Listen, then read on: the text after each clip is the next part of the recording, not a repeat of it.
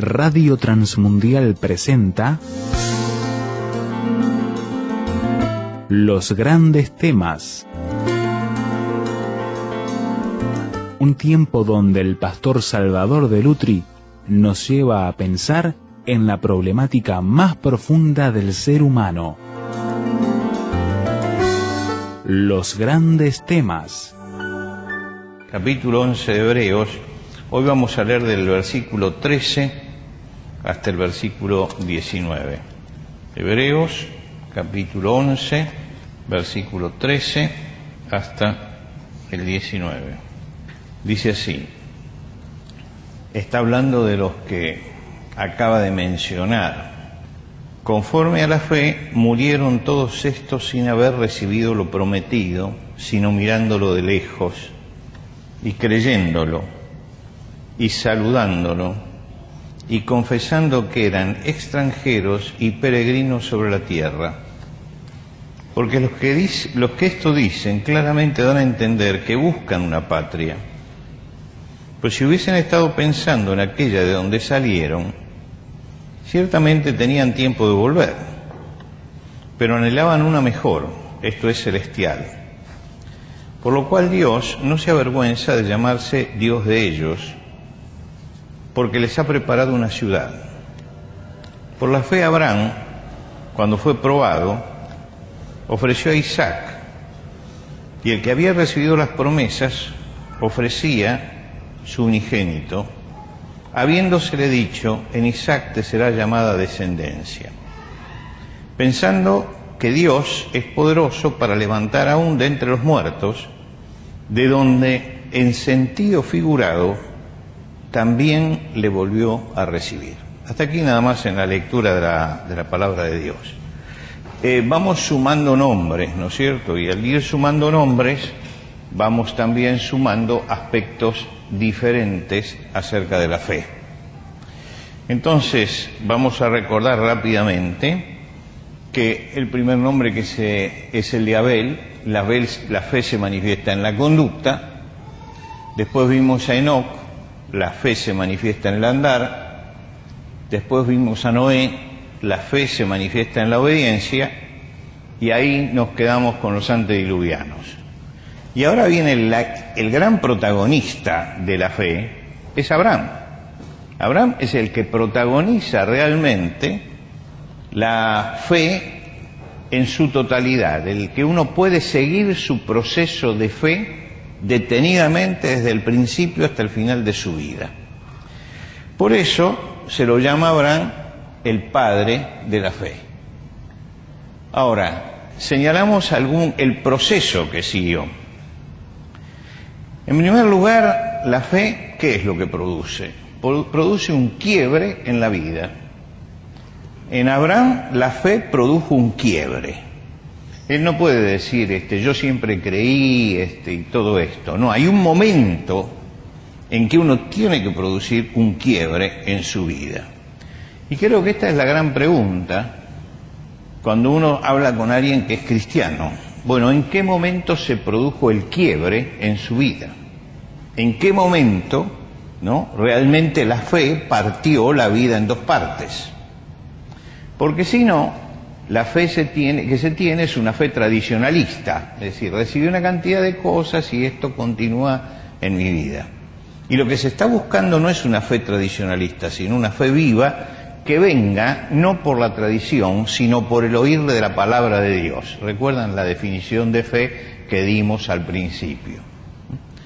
Que la palabra de Dios comience a hacer su obra. Quiere decir que el primer paso es el quiebre, y el segundo es que empiezo a ser un peregrino, empiezo a vivir la vida como un peregrinar. Ahora, esto es muy importante porque fíjense que después de hablar todo lo que hablamos en el encuentro anterior acerca de Abraham, él se detiene, el autor de Hebreos se detiene específicamente a hablar acerca del peregrinar para que no haya confusiones.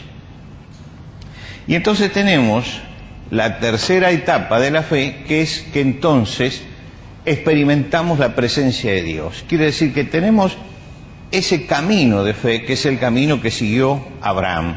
Es un camino que comenzó con un quiebre que le hizo iniciar un peregrinaje, es un cambio de mentalidad, ahora nos vamos a detener en lo del peregrinaje, y le hizo experimentar la presencia de Dios en sus vidas. Quiere decir que ya tenemos un proceso de fe completo.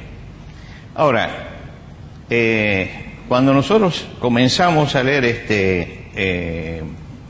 el capítulo 11 de Hebreos, en el versículo 9 dice: por la fe habitó como extranjero en la tierra prometida, como en tierra ajena, morando en tiendas, como Isaac y Jacob, coherederos de la misma promesa.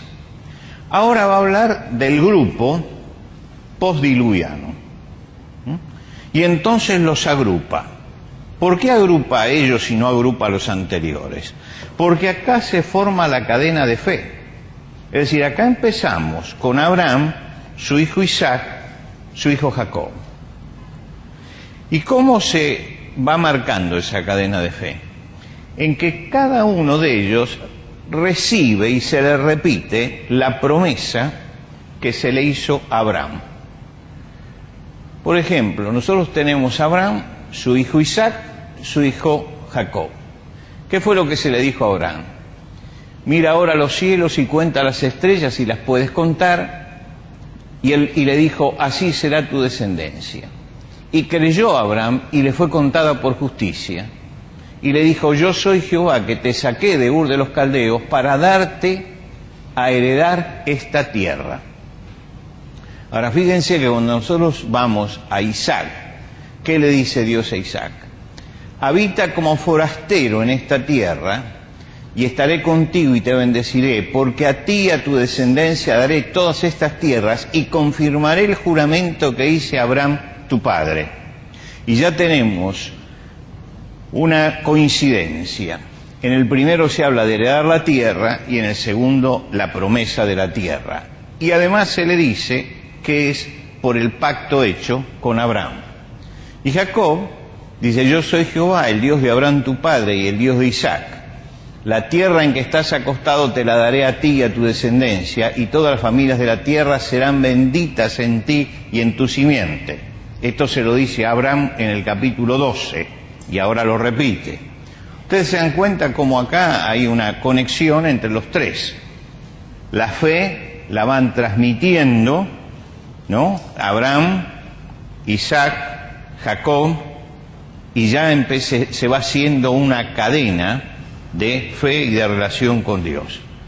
Ahora, dice: todos estos murieron, y ahí entramos en el pasaje. ¿Quiénes son todos estos? Todos estos se refiere a esos tres. Ellos heredaron la misma promesa. Dice: pero todos ellos murieron sin recibir la promesa de la tierra. Fueron extranjeros y peregrinos.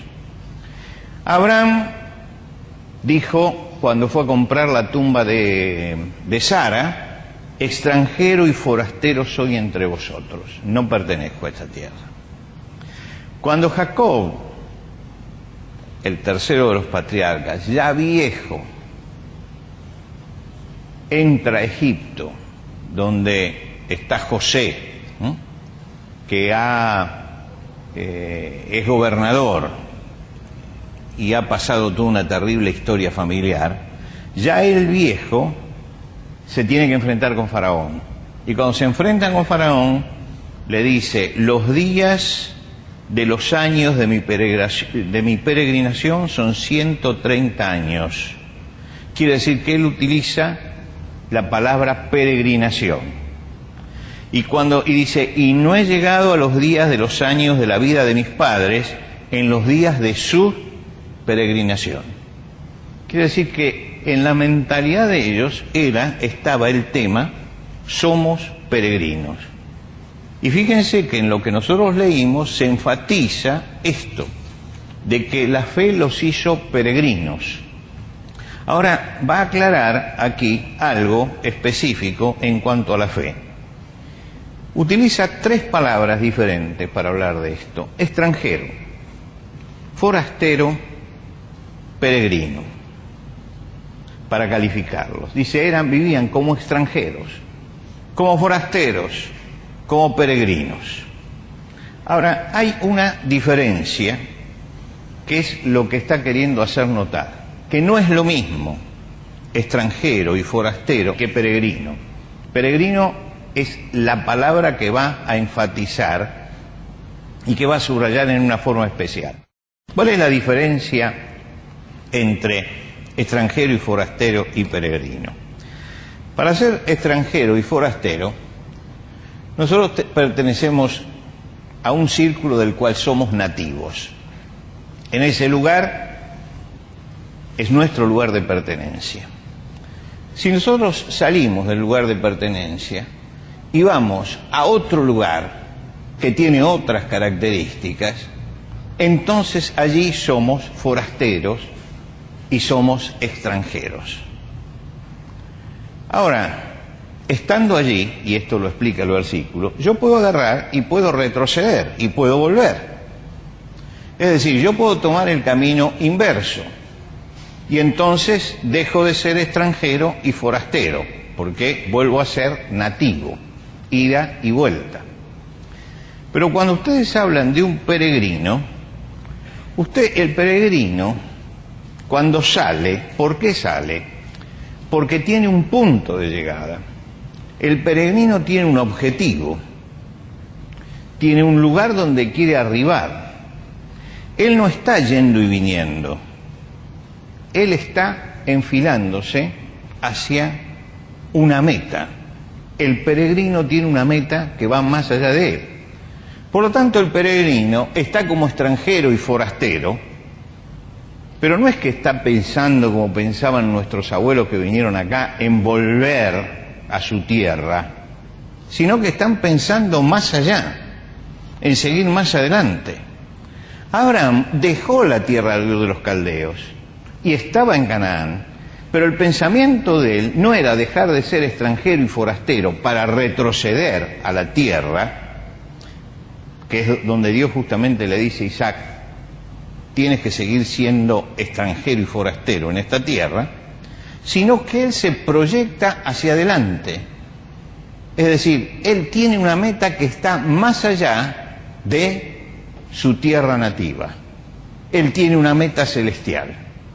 En esto se diferencia el peregrino y por eso se enfatiza en este capítulo la palabra peregrino. Y por eso se habla de que podían volver a su tierra, pero no volvieron, sino que confesaron que eran peregrinos, no solamente que eran extranjeros, sino que eran peregrinos, que estaban de paso, porque tenían un objetivo más allá. Y esta es la característica de Abraham, y es la característica del hombre de fe. No eran extranjeros que volvían a su lugar de origen. Por eso dice, si hubiesen estado pensando en aquel lugar donde salieron, es decir, si hubieran estado pensando atrás, dice, ciertamente tenían tiempo de volver. Pero el asunto es que no, porque anhelaban una patria mejor. Dice, esto es celestial, por lo cual Dios no se avergüenza de llamarse Dios de ellos, porque les ha preparado una ciudad. Quiere decir que ellos estaban mirando hacia adelante. Y muestra que la fe es lo que nos hace ir hacia adelante, no hacia atrás. La verdadera fe, la fe en Jesucristo, nos hace avanzar, nos impide retroceder. Si había algo que Abraham no podía hacer, era retroceder. El retroceso de cualquier tipo era una caída. Cuando él va a Egipto cae y Dios lo vuelve a poner en el camino. Él como peregrino tiene que ir hacia adelante, no puede ir hacia atrás. Y volver a cualquier país pagano, sea Egipto, sea Babilonia, era retroceder en su propia vida. Esto nos da una dimensión de la fe. La vida de fe es una meta que está más allá de nosotros y una meta hacia adelante. Y una meta que no se acaba acá en la tierra, una meta que tiene esperanza trascendente, va más allá, un destino celestial. Quiere decir que el cristiano está enfilado hacia ese futuro. No es un nómade, el nómade gira en el mismo lugar. El extranjero se asienta, pero se asienta definitivamente en otra tierra.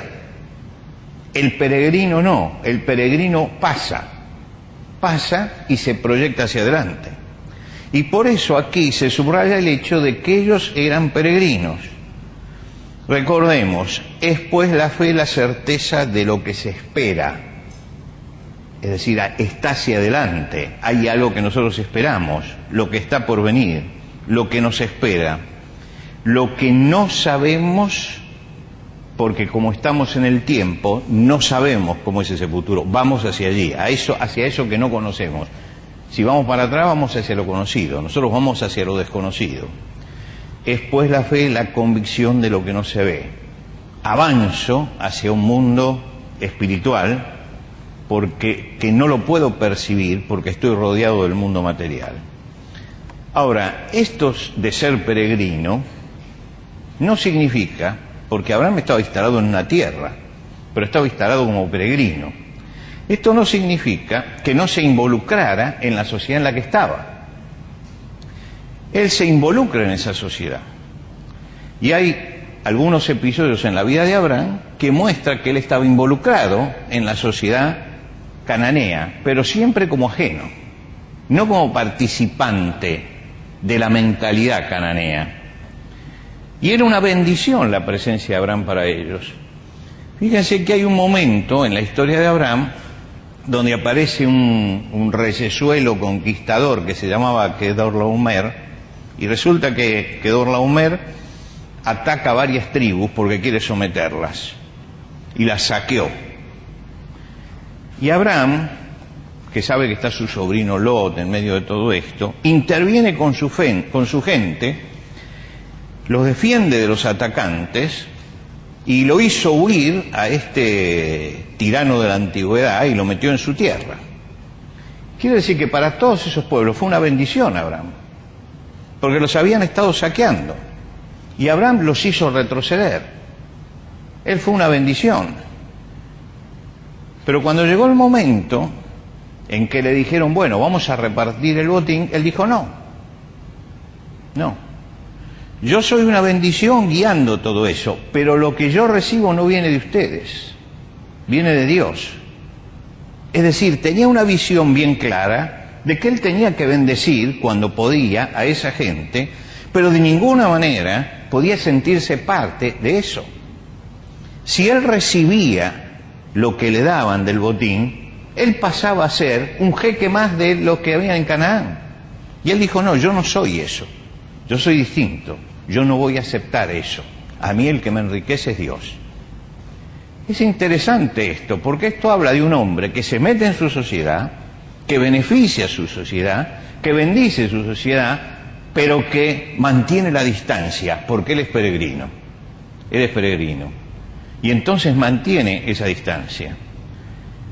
Cuando Sodoma y Gomorra van a ser destruidas, ¿qué hace Abraham? Abraham intercede por Sodoma y Gomorra y pide la bendición de ese pueblo y ora por ellos. Y discute con Dios acerca de si es válido hacer eso que va a hacer, no por Sodoma y Gomorra, que él sabe que merecen el castigo, sino porque podría haber algún justo en medio de eso. Y le está intercediendo por eso. Lo que quiere decir que él estaba involucrado dentro de la sociedad, conocía lo que era la sociedad. Cuando él fue a comprar la tierra para su esposa, no se la querían vender, se la querían regalar. Lo que quiere decir que la sociedad estimaba la importancia que él tenía. Y él dice, no, yo vengo y pago. Hay que ver esta relación porque explica muy bien lo que significa ser peregrino. Algunos dicen, soy peregrino, entonces miro para otro lado. No miro para otro lado, yo estoy acá. Yo participo de esta sociedad, pero no he hecho raíces. Estoy mirando hacia adelante, porque tengo una meta que va mucho más allá. Y esto es muy importante tenerlo en cuenta. ¿Por qué? Porque un cristiano está en dos mundos. Está en el mundo de Dios, pero está en el mundo real también. Está en el mundo de todos los días. Y ese compromiso con el mundo real, ese compromiso con el mundo de todos los días, no lo tenemos que evitar de ninguna manera. El Señor le dijo a Abraham que lo llamaba para hacer bendición, bendición de todos los pueblos, bendición de todas las naciones. Y si él podía bendecir, bendecía al otro, y lo bendecía poniendo lo mejor de él en eso, pero nunca se comprometía a ser parte de eso. Es un gran ejemplo que tenemos en Abraham acerca de la relación entre el hombre y su sociedad, porque todas las acciones de Abraham en Canaán que tienen que ver con lo social son acciones donde él trató de bendecirlos, pero nunca hizo un compromiso para olvidarse de que era peregrino. Por eso se subraya aquí el tema del peregrinaje de Abraham. Esos años que él pasó en aquel lugar, que no era su tierra definitiva, le permitieron ir creciendo espiritualmente y prepararse para justamente lo que viene detrás. Somos peregrinos, pero estamos aquí y tenemos que ser bendición para los demás. Esa es la tarea del hombre de fe, saber cómo puedo ser bendición. Y realmente somos bendecidos cuando somos bendición. El que no es bendición no va a ser bendecido. Hay un vaso comunicante entre lo que yo recibo y lo que yo doy, ¿no? Si yo recibo y yo doy, entonces la bendición se renueva en mí. Por eso el cristiano tiene que buscar ser bendición al otro que tiene al lado, porque eso es lo que ayuda a su crecimiento espiritual. En medio de todo esto, y pasamos al último, a los pasajes siguientes, después de hablar de la fe de Abraham, después de hablar del quiebre de la fe, de que lo convirtió en peregrino, de que experimenta el poder de Dios, y de enfatizar el hecho del peregrinaje, entonces me muestra la dimensión de fe. Ahora viene Dios a probar esa fe. La fe de Abraham, yo no voy a entrar en el detalle porque ustedes tienen que haberlo leído, fue probada cuando Dios lo llamó para que ofreciera a su hijo Isaac. Abraham había llegado a intimar con el Señor, a tener un contacto personal con Dios. Fue llamado el amigo de Dios por la forma en que estaba relacionado con Dios. Había experimentado mucho de las bendiciones de Dios. Dios le había dado prosperidad, mucha prosperidad. No era un ganadero, pero se enriqueció como si lo fuera, ¿no? Es decir, era riquísimo Abraham en todas las cosas y formaba parte de la bendición de Dios para la vida de él. Dios le dio poder también. Cuando él venció a la coalición de reyes de la que hablamos hace un momento, que habían secuestrado a Lot, era un hombre que tenía poder, era un hombre poderoso. Incluso los que se acercaron a él para agradecerle se daban cuenta de que él tenía poder. Dios lo había escuchado pacientemente en el caso de Sodoma y Gomorra, lo que quiere decir que Abraham tenía una relación con Dios muy importante y Dios lo había bendecido con una prosperidad económica importante, con un prestigio dentro de la comunidad, con poder como para manejarse en eso, y era un Dios que lo escuchaba pacientemente. Ahora, Dios le había cumplido la promesa finalmente y le dio a Isaac, y cumplió la promesa de que iba a ser padre de una gran descendencia. La suma de esos años que él había pasado con Dios, donde había visto cómo Dios lo prosperaba en todo sentido y en última instancia le daba al hijo de la promesa, habían producido en él una maduración de su fe. Porque la fe madura, va madurando en el tiempo, madura en la relación con Dios, madura en el diálogo con Dios, madura cuando sabemos agradecer las bendiciones, madura en todo eso. Abraham conocía a Dios y sabía lo que Dios iba a hacer. Ya le había dado al hijo, que era el hijo de la promesa, del cual iba a tener una gran descendencia. Ahora, en ese momento, Dios le dice, toma tu hijo, tu único, Isaac, a quien amas. Es como si le estuviera dando todos los detalles, y me lo tienes que traer y ofrecérmelo en sacrificio. Ahora, Abraham conocía bien a Dios. Sabía qué era lo que Dios iba a hacer, cumplir su promesa. Sabía qué era lo que Dios no iba a hacer, no iba a dejar pendiente lo que le había asegurado. Él tenía un conocimiento de Dios.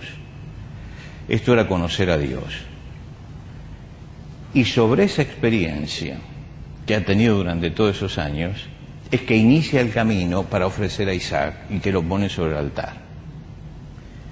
La fe se apoya en la experiencia que nosotros tenemos. Se apoya, va creciendo con la experiencia. Cuando David va a enfrentarse a Goliat, le explica a Saúl por qué él lo va a enfrentar y por qué va a vencer. Y él dice, porque yo luché con el león y el oso defendiendo. Quiere decir que ahí tuvo los primeros pasos de la fe.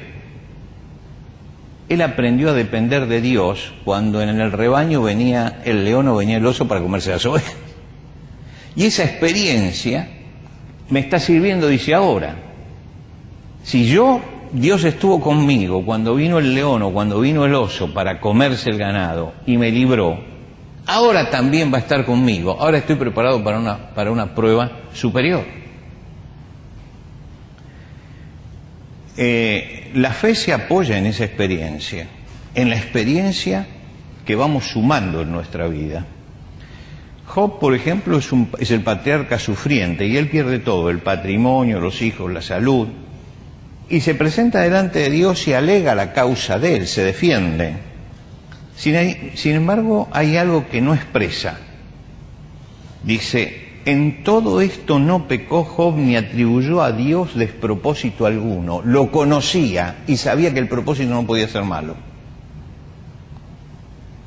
Es decir, estaba en una prueba y le molestaba la prueba.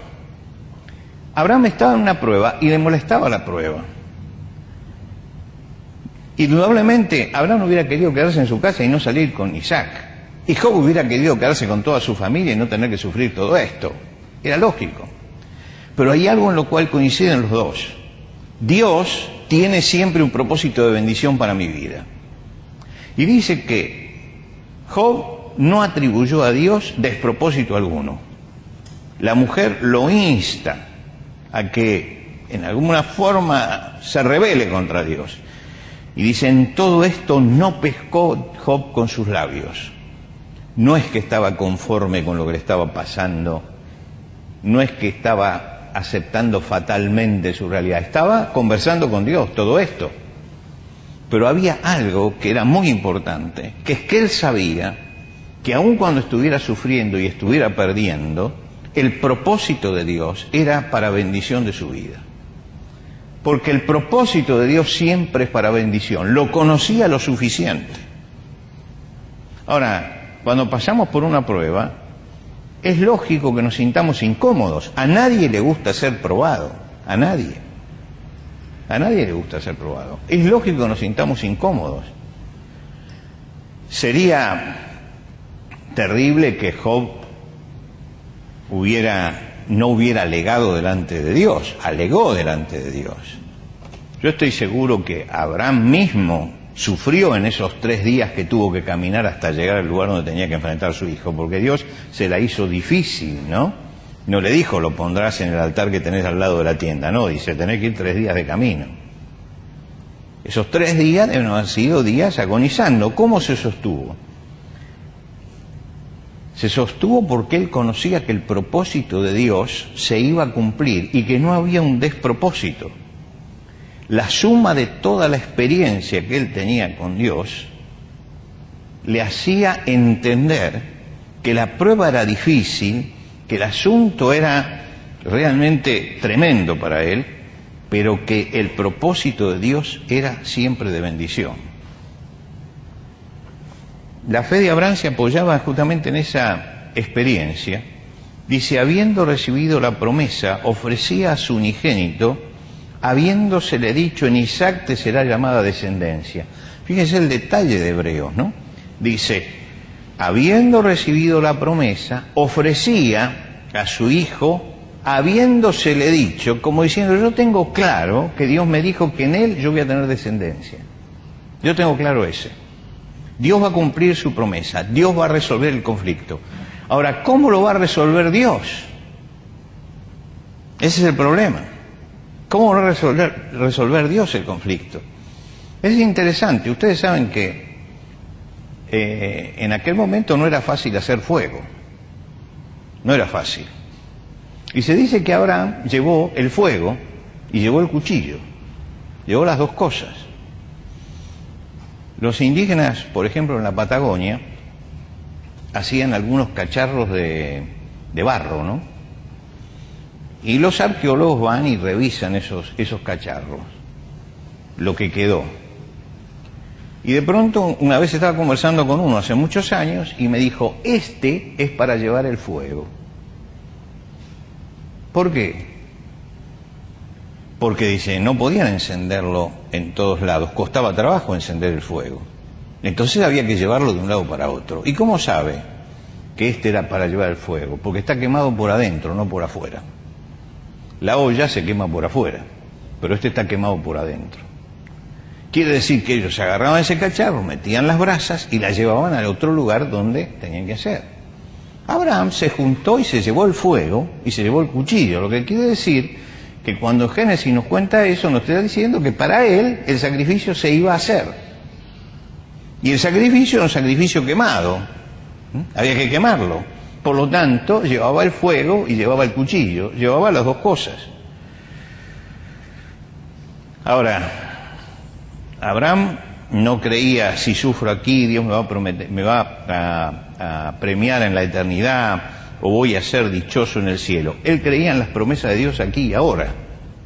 Él dijo, Dios me dijo que va a haber descendencia y descendencia va a haber. ¿Y qué era lo que pensaba Abraham en ese momento? Lo revela la carta de los Hebreos.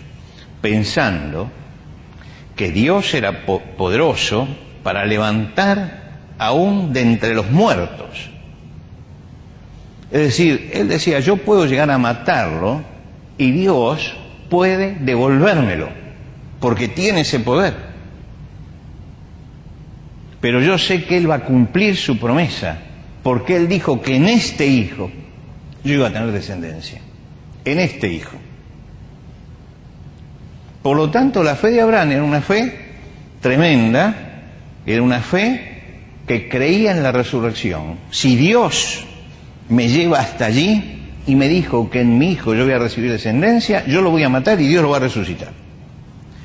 Y el autor de Hebreos dice, bueno, figuradamente, desde allí lo volvió a recibir.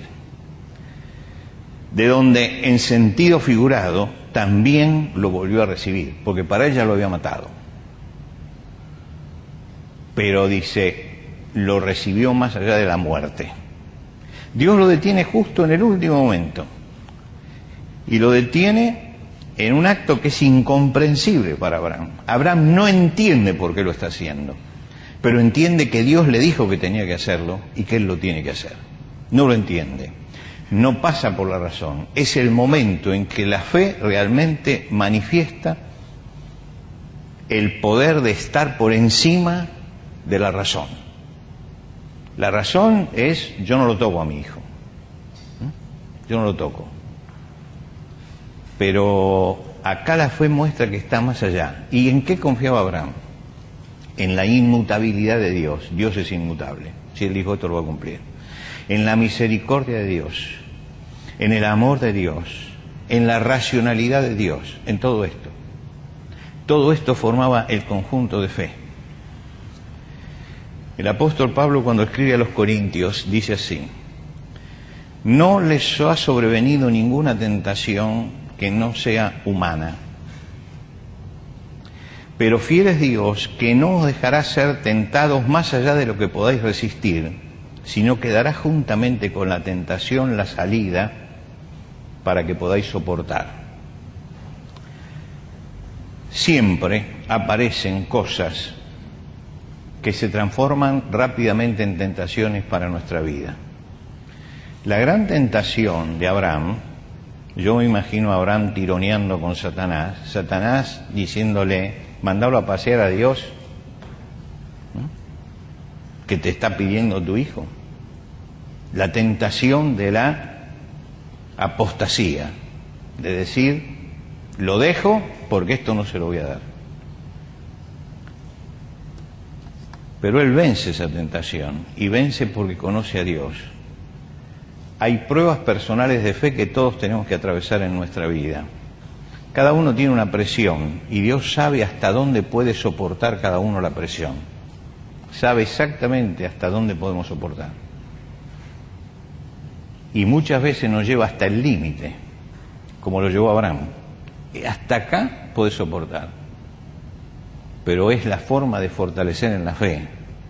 Es como el entrenador, ¿no?, del deportista, que lo lleva hasta el máximo de su rendimiento, porque sabe que es la forma de fortalecerlo, y lo fortalece en eso. Cada prueba viene con un propósito en nuestra vida.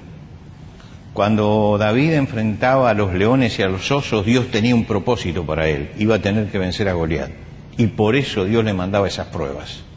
Lo estaba entrenando para otra prueba. Y cuando llegó la prueba tenía una fortaleza tremenda David, una fortaleza que no tenía nadie en ese momento en Israel. José, recuerdan ustedes, tuvo que soportar la presión de la injusticia, tremenda injusticia, lo metieron en la cárcel y hubo que soportar.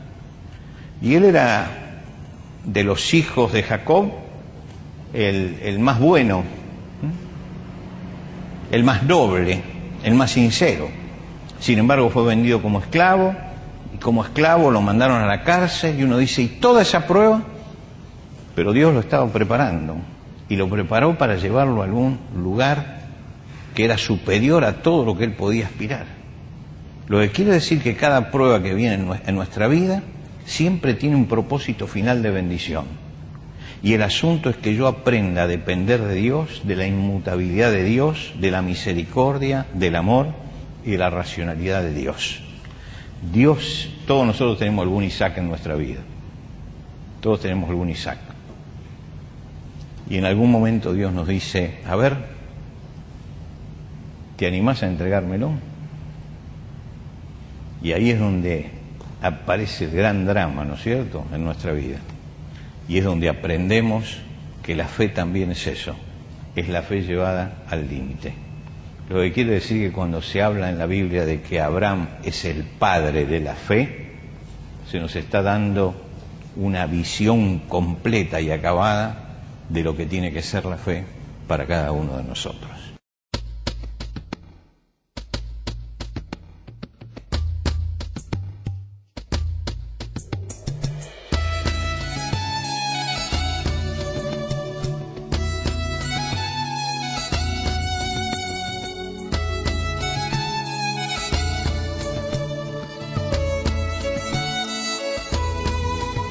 Antes de finalizar los grandes temas del día de hoy, les queremos dar los canales de comunicación donde usted puede entrar en contacto con el pastor Salvador de Lutri. Por carta, hágalo a Los Grandes Temas, casilla de correo 5051, Montevideo, Uruguay. Los Grandes Temas, casilla de correo 5051, Montevideo, Uruguay. Y el correo electrónico losgrandestemas@transmundial.org. losgrandestemas@transmundial.org. Nos encantaría escuchar de usted, saber cuáles son sus comentarios, preguntas, reacciones e inquietudes sobre el tema de hoy. Por ahora nos despedimos hasta otro espacio de Los Grandes Temas, una producción de Radio Transmundial.